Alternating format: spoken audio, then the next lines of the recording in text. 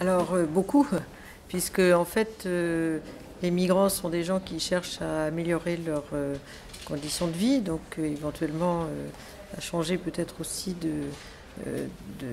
genre de vie et aussi peut-être d'alimentation, mais aussi qui quittent souvent des régions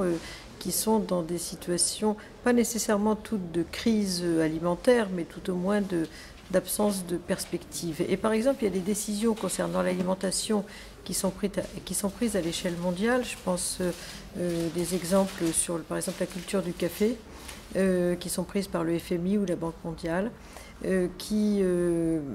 par exemple, décident de produire du café dans des régions où c'était moins le cas, par exemple le Vietnam aujourd'hui, avec une main-d'œuvre moins chère que l'Amérique centrale, par exemple, qui ruine les petits producteurs d'Amérique centrale, qui ensuite prennent le chemin du Mexique et El Norte, les États-Unis. Donc ça, c'est un exemple typique de décisions qui ont été prises sur des productions alimentaires et qui ont des effets migratoires. Aujourd'hui, on a 240 millions de migrants internes en Chine, c'est-à-dire autant que de migrants internationaux à l'échelle de la planète. Beaucoup de ces migrants sont des paysans qui quittent leur région, qui quittent aussi tous leurs droits, puisque dans le système chinois, on n'a pas le droit de bouger librement, et donc qui vont dans des lieux urbains pour mieux gagner leur vie, se donner plus d'opportunités pour leurs enfants, etc. Ça veut dire que les régions rurales se dépeuplent, mais qu'en même temps le pays n'est pas en situation de crise alimentaire profonde,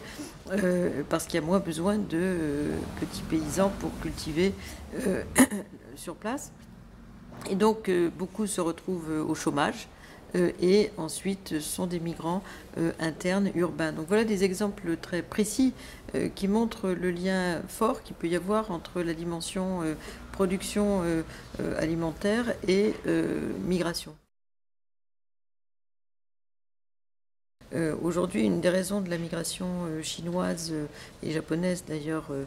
pour exploiter les pêcheries est liée à leur forte consommation de poissons. Donc en fait, les Chinois font des infrastructures dans plusieurs pays africains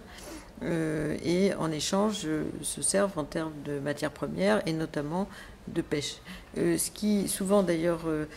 selon des normes qui sont au-delà des normes internationales en termes de taille des filets, c'est-à-dire qu'ils pêchent des poissons beaucoup plus petits, ce qui fait que la reproduction est beaucoup plus difficile et que les paysans pêcheurs africains n'ont plus accès à leur propre pêche.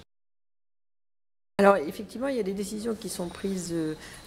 dans un espace bien précis, qui est par exemple la production d'un produit comme le coton, et qui peut avoir un impact sur la migration. Parce qu'en fait, si par exemple on fixe très bas à l'échelon mondial le prix du coton, les paysans qui viennent de pays où le coton, la production n'est pas subventionnée, se retrouvent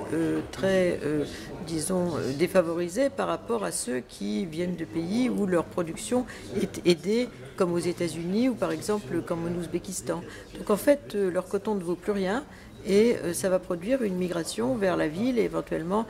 internationale. Donc en fait, des décisions qui n'ont rien à voir avec la migration, qui sont parfois prises à l'échelon mondial, peuvent avoir un impact direct sur la décision de partir.